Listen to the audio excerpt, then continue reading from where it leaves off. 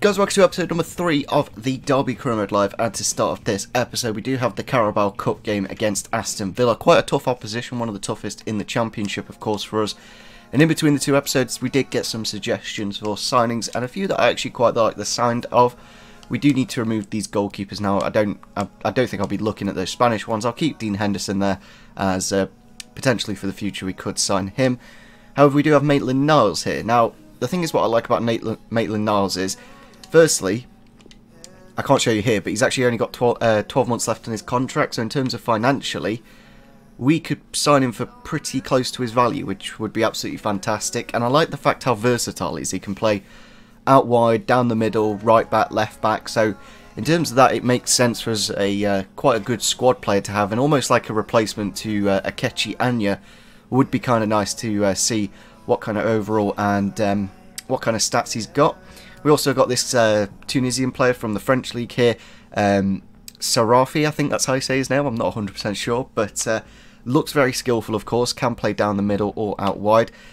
Kind of similar to Mahrez, that kind of style plays. He's obviously Northern African and stuff like that, and got the agility and the pace and stuff like that, so yeah, we'll have a look what kind of scout report comes back. And we also got Ademola Lookman, a player that was supposed to be joining in January last season, but he didn't. He went to RB Leipzig and did quite well for himself.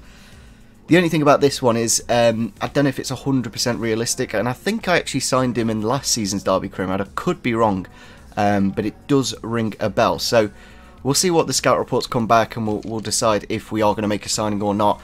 I'm kind of happy with the lineup at the minute. What we're going to be doing for this first game, we're going to be going into it, of course, against Aston Villa, and this is almost like the difficulty decider. If I win this game, the difficulty goes up to ultimate. If I lose the game, I'll keep it at legendary for the time being. Here we are then, back at Pride Park against Aston Villa this time. It is a very tough cup game, and I've kind of kept the lineup quite strong, but have brought in a few alterations. We brought Keogh, Simon for his debut, Ledley and Bennett and Marriott into the lineup, and Max Lowe, so quite a few changes to be frankly honest. And I could have completely changed the first team 11 if I wanted. I thought I'd keep Davies, Lawrence, Mount, a few of the players that have been performing well, so good. Craig Bryson, who's actually been quite good in the midfield. Looking at their team, they've gone for a 4-1-4-1, got Jedinak holding, Codger up front, Whelan and Horahan in the midfield, of course. Hopefully Glenn Whelan gives us a lovely pass like he did in the league game against Aston Villa, where he literally put a through ball through for, I think it was David Nugent, maybe Matai Vidra, and it was honestly one of the craziest back passes I've ever seen. And yeah, let's hope for something like that in this game. Obviously Twenzaby and Chester in the defence, very strong indeed. Before making such a big decision. Great clearance there from Curtis Davis. I've not actually seen that animation before, and I kind of like how fluid people move in this game. It's not as rigid as it has been in previous FIFAs. Very nice through ball here for Lawrence with the finesse shot, finds the bottom right, and we have kicked off the scoreline with a lovely finish from the Welshman to make it 1-0. The funny thing is about that celebration, I don't know if you guys seen on Twitter, a guy did that, but the stadium had like a dip where you could go under the stadium, and he literally dropped about 10 foot, so I was kind of expecting that to happen when Tom Lawrence did that there. Lovely finish from him, obviously one of the players with a scanned face.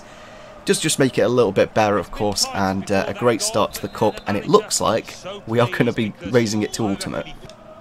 Ball out to Kodji, it's a good ball through, cutting inside now, inside to El Mohammadi with the shot, and it is in the back of the net. Villa have replied, and probably deserve it to be honest. They haven't really had a shot, and that was their first shot of the game, and they do score it, so could have done a little bit better defensively. I think I got dragged out with Wisdom on the attack, didn't really cover back, and yeah, they have managed to find the back of the net there. As you can see, Wisdom nowhere to be seen on that right back position. Curtis Davis dragged across, and then just a first time finish. I was kind of expecting him to put it onto his right, to be honest. I didn't really expect him to hit with his left. Last corner of the game then. I think this game does go straight to penalties. That's what does happen in real life now in the FL Cup. If it ends a draw, it goes to penalties. Gone into the back post, Keogh kind of putting it back in the danger zone, and there's full time. Now in real life this goes straight to penalties. I'm not 100% sure what happens on FIFA. It does actually do that, so brought on David Nugent late on. He's got decent penalties. Hopefully he can kick it off for us nicely. We haven't got the best penalty takers in the world, I'm not going to lie. So it's going to be interesting. I'm going to switch those two around just because he's got slightly better finishing. But overall, Villa do have slightly better penalty takers. They've obviously got Jedinak, who's got 88, and then following it's kind of similar to ours, but first penalty shootout of the career mode. Let's see what happens. Not actually taking a penalty yet on FIFA 19. There we go, first penalty. I was like just trying to put it on target. That's the main objective. Jedinak tends to go to the keeper's right, in my opinion. He has gone to the left this time. Well, obviously it's a game, so it's not going to be quite like real life. Bradley Johnson this time does save it, so currently 1-1. We do need to save this from Henry Lansbury, the former Forest man. Can we save it? And we have. Very good save from Simon. He can make himself a hero on his debut, which will be absolutely fantastic, of course. And we have saved. Come on. I need to think about it. I thought it'd go down the middle. Nobody's done that yet. Kodja this time. Ideally do need to save it again. And we have. He's making the saves. It's just scoring them, which we are finding kind of difficult. And we have put that one away. Thank God for that. We're currently in the lead. If we can save this, I don't know if we win. I don't think we do. He's gone to the left. This time Jack Marriott, kind of on his first team debut, and we have put it away nicely. Keeper seems to be staying down the middle, which is interesting. And if we do save this one, we do win it. We have got the vibrating controller. And he does save it, thank God for that. Simon, on his debut, makes the saves, and he does win us the penalty shootout, which is absolutely fantastic. Do the tab, of course, and we're through to the next round of the cup. That game gives me more questions than answers in terms of what do we do with the difficulty. Obviously Villa, one of the toughest teams in the Championship, and we were all right. They didn't really create too much, so that's what's making me think we should raise it to ultimate difficulty with only one shot. It's not exactly that impressive from Villa, so we'll see who the next opponent is. I'll have a look. What? Skip and stay offline.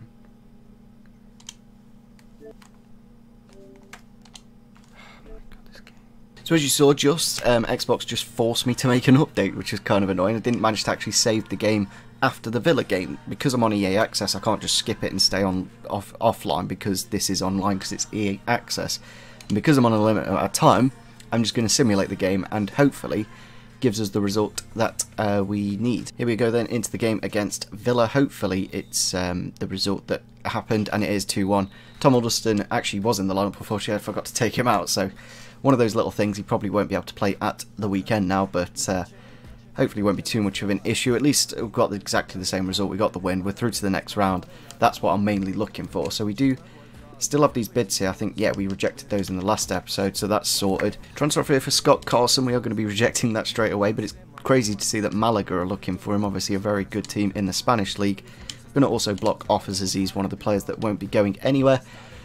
One thing I do need to sort out reasonably soon, we'll probably wait until we do finish the transfer window, is the contract situation to a lot of the players. We do have a lot of players with only 11 months left on their contract now. Hopefully we can get Jerome sold in the next... I'll just relist him back up and see if anything happens. If not, we'll just release him from the contract. Probably gonna... I don't know about David Nugent. He's already dropping a rating. He's 33. If we get promoted, definitely not going to renew him, because 25 grand wages, that's quite a bit. Alex Pearce, we'll wait and see. Craig Bryson, probably going to renew. Same with Butterfield, I'm not 100% sure. And even Huddleston, like, at 31 years old, and the stamina that he has, it's kind of a bit of a hit and miss thing. Bradley Johnson, again, there's a lot of question marks on quite a bit of the squad. Even Joe Ledley, like, at 31, it's just a shame the way career mode works. You can't really use players over 30. The only real one that I'm more than likely going to renew is Craig Bryson. That's more for personal reasons than on the pitch, but he has been doing very well the last couple of games. So let's go into the game against Millwall away from home. Obviously in real life we did lose this game, so hopefully we don't do that in this game. We are going to be having to make a few changes due to fitness, but not too many. So I think because we won that last game against Villa, I did say if we did win it, we were going to raise the difficulty, so let's do that now. On to Ultimate, of course. I really don't know how well this is going to go against Millwall. Maybe I should have done it at home, but I'm not going to wait. We're going to go straight into it. The thing is about game players, I've only just started the game, so I shouldn't be good at it, and we are winning games, so we'll see. Here we are then at the old Den, I think it is. It's going to be interesting to see what kind of team Millwall have got. Obviously did quite well last year, but this season it's still very similar to the team that they do start with career mode. Obviously Jordan Archer in goal, Gregory up front, Jed Wallace, Karakan, and George Saville, who is actually... Where did he go? Did he go Borough? I can't remember where he went, but he's definitely not at the club, I'm pretty sure. I think he went out on loan with an option to buy in January, so still a very good team. 4-4-2 compared to our 4-2-3-1. Decided to go for Bradley Johnson, moved Tamori into right back just to see how he does there, yeah, Flojo on the right hand side with that pace. Lawrence on the attack here, space to run into, hopefully can get a decent delivery into the back post to Flojo with the shot and with the goal. 5 minutes in on ultimate difficulty, we do make it 1-0 very nicely indeed. The Dutchman finding the back of the net with a wonderful volley actually, and a really good cross from Lawrence. Good play all around, and not many Millwall fans looking happy. Really good left-footed cross, and that area, if you can hit the 6-yard box line, the keeper doesn't come for it and the defenders don't react to it. So it's a bit of a thing I've found so far on FIFA 19, and we do make it 1-0 very early on. Wycorn intercepting here nicely, now into Mason Mount across to Bradley Johnson, who's got the power with the shot, hits the crossbar, and it's still shaking. Really good start to the game, this one, and I think I've found a good combination of players. That's have to be safe from the keeper. Across to Bradley Johnson, can he slip it through for Wycorn? Yes he can with the left foot shot, finds the back of the net, a very nice finish, and I do need to stop doing that celebration because I've literally done it for every single one so far. I just like press the right trigger and flick the right stick for it, and we have to make it 2-0 against Millwall. Maybe it's just the formation clashes. Obviously we've got the 4-2-3-1, Mason Mount just finding the spaces in between the midfield and the defence, and it's a really nice finish actually from Wycorn. Makes it 2-0, and we are in quite a nice comfortable position now. Joseph soon loses it in the wrong place at the wrong time. Oh, sugar. Didn't mean to do that. Now this might be dangerous. It's just a yellow somehow. I'm very lucky with that. That, in my opinion, should have been a red. That's horrible. Gonna have to deal with the free kick then against Millwall. Looks like Parker's taken it. It's over the bar, but over the wall, but saved by Scott Carson very nicely indeed. Shot by Millwall, and it's in the back of the net, literally out of nothing. They do take a lovely left-footed finish from the man that technically shouldn't be at the club, and eventually when the squad update does come, I will be able to make sure all those transfers happen, and hopefully the main one is Jayden Bogle. I really want him to be on the game, and hopefully has a decent potential. That's the main squad update obviously for this squad at the minute. We don't have a right back, and it was literally on the stroke of half time. Still a very good first half. If I show you the match stats, we've had numerous number of chances and probably could have finished the game by now if we were a bit clinical. 8 shots so far, only 4 on target though. I don't know about ultimate difficulty. I'm finding it very much similar to Legendary, and maybe sliders are necessary to make it properly realistic. But then again, Millwall aren't the best team in the world. Alright, it's Joseph soon. Can he get a decent delivery? Great position and a great header. I think that is, yeah, it is Tom Lawrence to make it 3-1 and to get the 2-goal lead back in. And I've done exactly the same fucking celebration again. Sorry about the language, but like I just keep... I don't know, when I do celebrations, I'm not that bothered. Normally on Ultimate Team I just skip them, but I just keep doing exactly the same one. It's getting a little bit boring now. Wonderful cross actually from Joseph soon. We do keep hitting that 6-yard line, and making sure we do get the goals, of course. Tom Lawrence with 2 goals so far and a sub for Millwall. Chance here for Millwall with the shot, first time, and it is in the back of the net. They are very clinical. Similar situation to the first goal, and we have to kind of be careful now. I did just bring on David Nugent. I'm actually going to go for Marriott just so we got a bit more pace. I do like Nugent. I think he's got a lot of stuff, but obviously Marriott's the slightly better plays. He's 10 years younger, and he's going to be the future for this club. To Wilson, can he get the shot off? Yes, he can. It's a nice shot, and it's a wonderful shot actually. And I just need to think about it when I'm doing celebrations, because I literally do the same one every single time. Wonderful, wonderful goal though from Wilson. You can't take that away from him. I was just subbed him off the bench, and it's a lovely finish, left-footed, across the keeper and into the top right-hand corner, to be honest. And that's his first goal for the club. Maybe a little bit more effective on that left-hand side than on the right. About to blow the full-time whistle then against Millwall. 4-2 on the scoreline, and we have got the 3 points. Other than their 2 goals, they really didn't create too much. I think that's a factor on ultimate difficulty. Obviously, one of the players that did score isn't actually a club. Josephson with a wonderful game and a goal and an assist to his name. Obviously, we also got goals with Lawrence and Waghorn, who we took off. Very happy with that result. There we go then. Marriott growing to a 71 rated player. Good to see, of course. Now 75 finishing. Very good indeed. Decent sprint speed. It's interesting that the sprint speed, I don't know if you can actually, can that be trained? Is that a part of that? That'd be very interesting indeed. If you can actually train physical stats now, that would be something cool.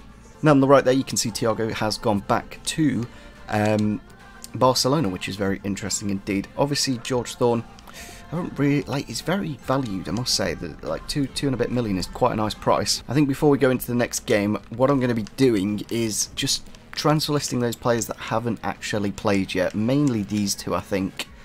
I don't see an opportunity where they're going to play. Obviously, we're still looking to sell Cameron Jerome, of course. Obviously, if we get injuries, we have got one here to Evans, but still, we have a very big squad. So I think I'm going to list Butterfield and Anya.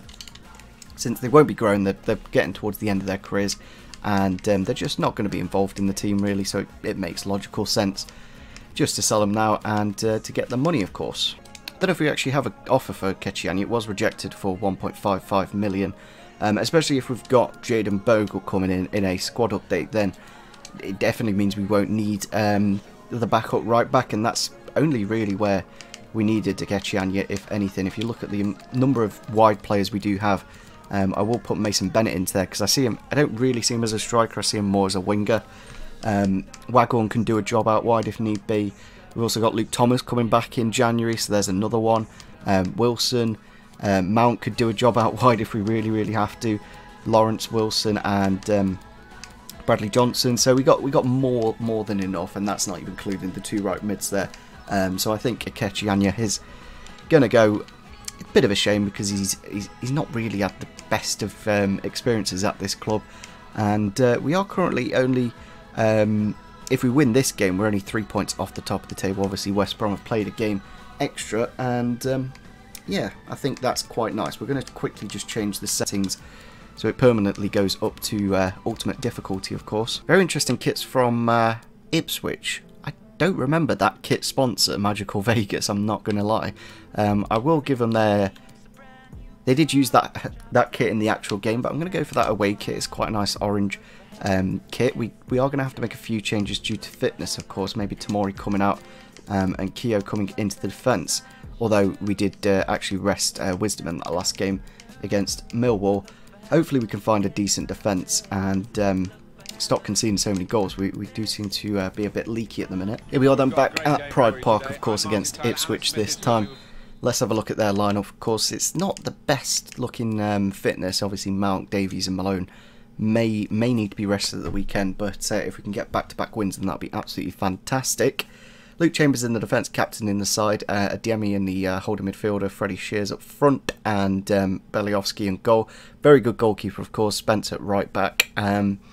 Ipswich are a funny one. They're a bit of a bogey team at Pride Park. I think this season, when we beat them 2-0, was the first time we beat them at home for about 10 years or something crazy. Ooh, Sugar. That's a really bad defensive cock up there, and it's gone into the back of the net. I thought Carlson was just going to get it, and then I'm not 100% sure what really happened, to be honest. It all happened so quickly. And it is Ipswich with the first goal of the game just before half-time. We've got about 10 minutes to go. Interested to see this back and see whose kind of issue it was. I don't know if Carson should have come out that far. It's obviously that long ball. Carson, Wisdom's basically just wronged his keeper there. Carson would have got there, but Wisdom flicks it inside to Keogh and goes into the back of the net. Not exactly how I wanted this game to kick off, but kind of shows how mistakes are made. And there you go, full time. The curse continues at Pride Park against Ipswich. They score and they win. They're just a bit of a bogey team. Like, if you watch the goal back from, I can't even remember what happened. It was just a long ball up top. Wisdom just, I don't know what I was doing. I was bringing out. I don't know if I was bringing out the keeper or the game was bringing out the computer. But I just wanted to head that down. Keogh clears it, kind of misfoots himself. The player gets the foot in front, and yeah, that's Ipswich, a bit of a long ball team, and they've managed to beat us. We didn't exactly create too much, so they probably did deserve the win in the end. With that loss, it does put us into 6th, which is still in the top playoff spot, so that's good to see, of course. And the lucky thing about the Championship is we've got another game in about 3 days' time, so no time to waste at all. Obviously, we've got a couple of messages here. Probably transfer offers, yes they are. Butterfield from Anderlecht, more than happy to sell him if we can. I don't know if we can squeeze a bit of more money out of that. They're at 650 and we can potentially get... I don't want the deal to break through, and he may not even accept the contract, so I think we're just going to accept this. I think Chris Martin's actually at Anderlecht, to be frankly honest. So let's wrap up this episode here then. We are 10th in the table at the minute. I'm not going to really concentrate on what it looks like at the moment. We're very early on, and there's an absolute ton of games to play, and we can very easily climb up the table with some good results. So hopefully you guys did enjoy this episode. We literally have one more episode left in the summer window, so make sure you do leave your comments on who we should sign, if we need to sign anything. In my opinion, I'm quite happy with the squad. We do have Barnsley, of course, in the next round of the Carabao Cup. We should be able to play a few fringe players in that game. Hopefully we can get Butterfield sold, as I just don't see him playing at any point really. It's kind of a shame he hasn't moved in real life, but nevertheless, hopefully you guys did enjoy this video. Leave a like rating if you did enjoy it, and see you soon. Bye.